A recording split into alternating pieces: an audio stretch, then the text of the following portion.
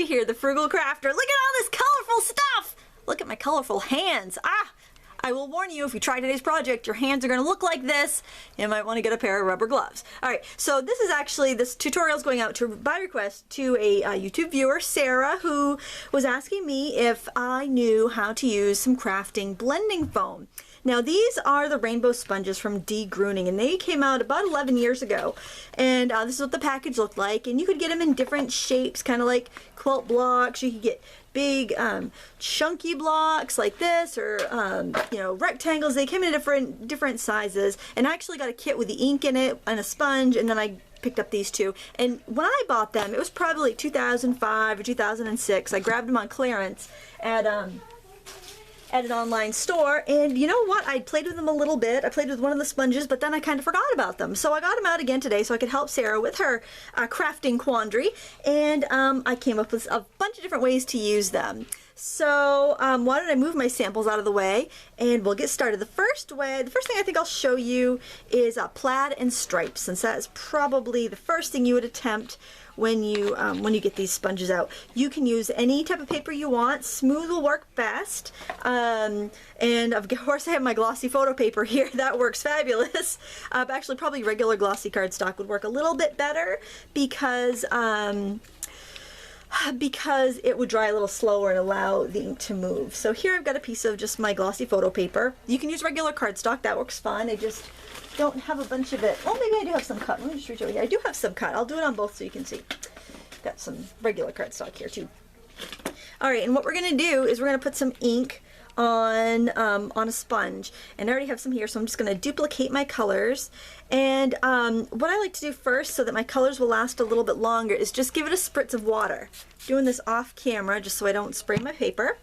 And then I'm going to put some color on here. These are the inks that came with the kit, but I did try it with Distress inks and my Stampin' Up! Dye-based inks, and they both worked equally as well. So any dye-based ink or liquid watercolor. So you know, you can play around with your watercolor paints or whatever you have. You don't have to use these, but just make sure you're using water-based material. So it could be your kids' Crayola watercolor paints, could be watercolor reinkers, but you don't want the solvent stuff because that dries too quick.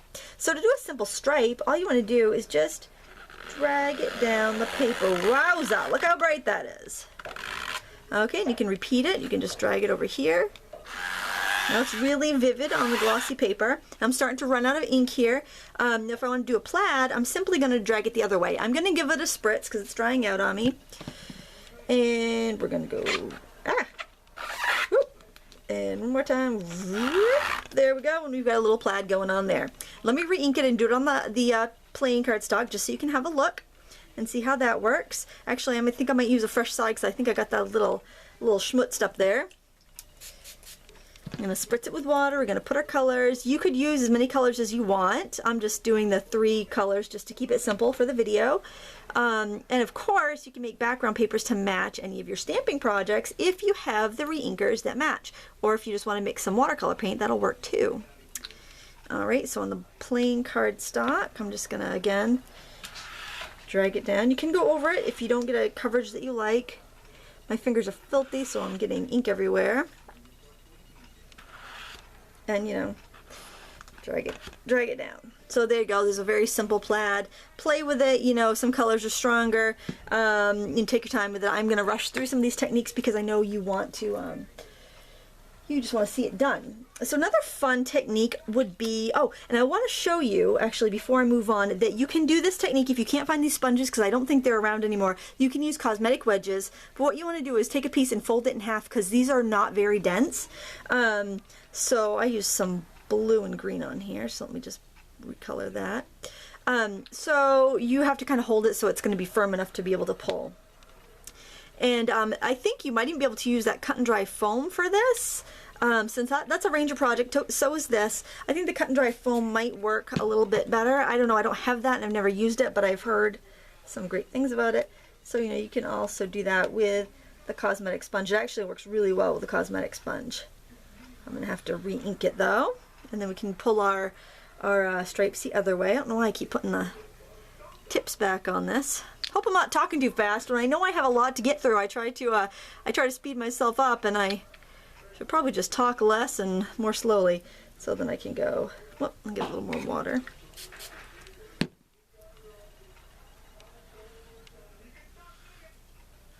And get myself a little plaid that way.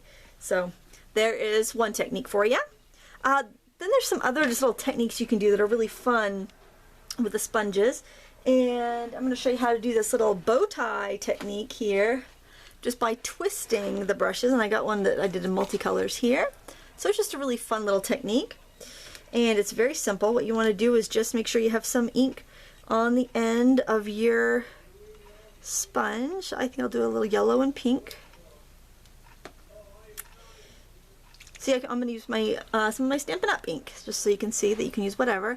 Those Blick liquid watercolors that I'm always raving about because they're so inexpensive and versatile, those would be great for this, because if the same price as a little bottle, you get an 8-ounce bottle of the color, so that's really great too. So I'm just going to twist, twist, twist, twist.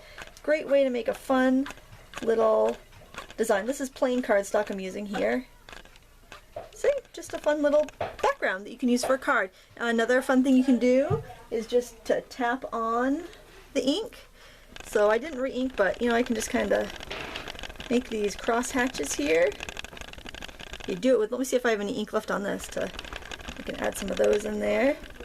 Maybe not the most appealing color scheme, but you get the gist. It's just a fun little background that you can do.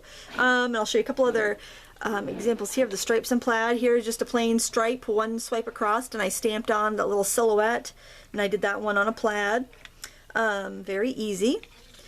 And oh, here's another example of a plaid done with pinks and yellows, and another example of the plaid. So another thing you can do with this is you can stamp with it.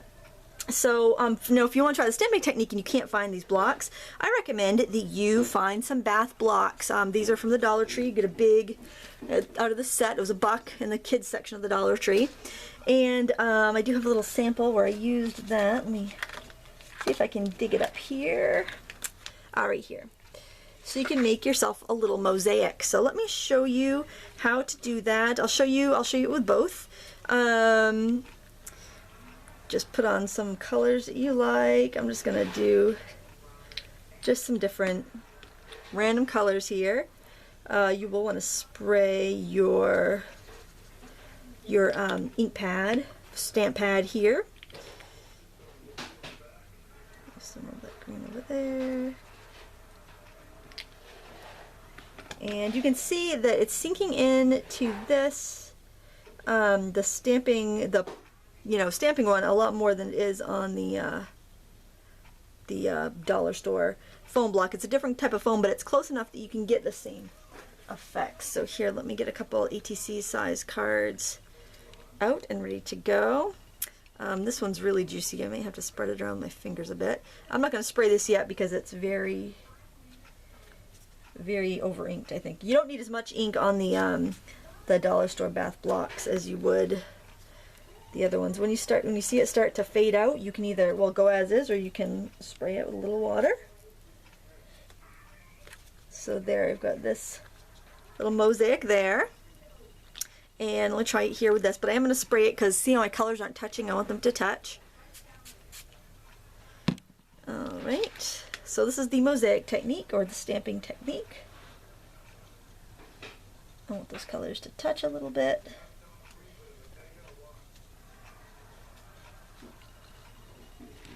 So, just something else you can try. You could take your time and do a much better job than this, but I just wanted to give you the gist. Now, another stamping technique would be what I did on this card here.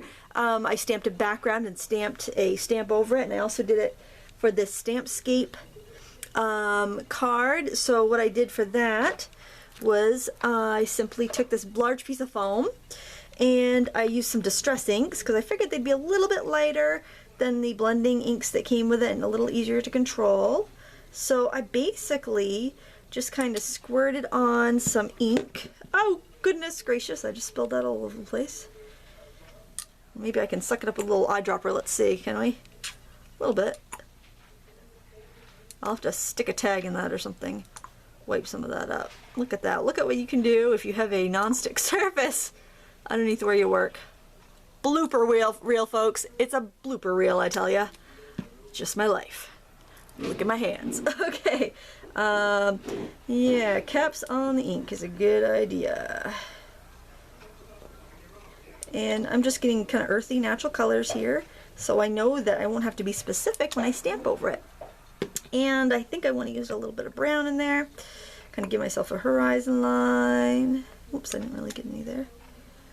Now, you may be thinking, Lindsay, that's really using a lot of ink, and it doesn't seem very frugal to be using that much. Well, yeah, it does use a lot of ink. That's why I probably recommend that you use the Blick liquid watercolors, just because it's a lot cheaper, and it works just as well. But it's something else you can do with your supplies, and I know most of us have more supplies than we'll ever use, so this will just give you something else you can do with them. I do have a lot. I probably don't need quite that much ink, but we'll be fine. All right, so I'm just going to stamp this on something. I'll grab a piece of cardstock. And I'll probably want to stamp a couple times because that's probably going to be really dark. Darker than what I want. It's pretty though. Let me try that. Let me give it a spritz and try it again so I get a little bit lighter of a design. And when this is dry, I can stamp one of those lovely stampscapes on top of it, or any silhouette. It does get a little bit lighter as it dries. I can see already as it's drying that's getting a lot lighter. And then I would use a stamp like this on top, but I can't stamp it till it's dry or my ink is going to run. So there's just another idea. You could do botanical silhouettes on top, would be really pretty. You could make your own kind of quilt mosaic designs. So, you know, just have fun with it. Now, if you're using the distress ink, another fun thing is that it's reactive with the water. So if you want to let it dry a little bit, then give it a spritz. Let me try this one that's been drying a little bit. You could have some cool effects that way, little texture. It's just, you know, it's just something fun to try. So I hope that helped you, Sarah, with your blending sponges. Hope it gave you some ideas to use your bath blocks and cosmetic sponges, or to use the degruning Posh Impressions sponges if you have them, because it's great to use the stuff you already have and save your money for other cool crafty stuff. That's it from me today. I hope you found this tutorial useful, and if you liked it, please give me a thumbs up, subscribe, and you won't miss any other videos. And until next time, happy crafting.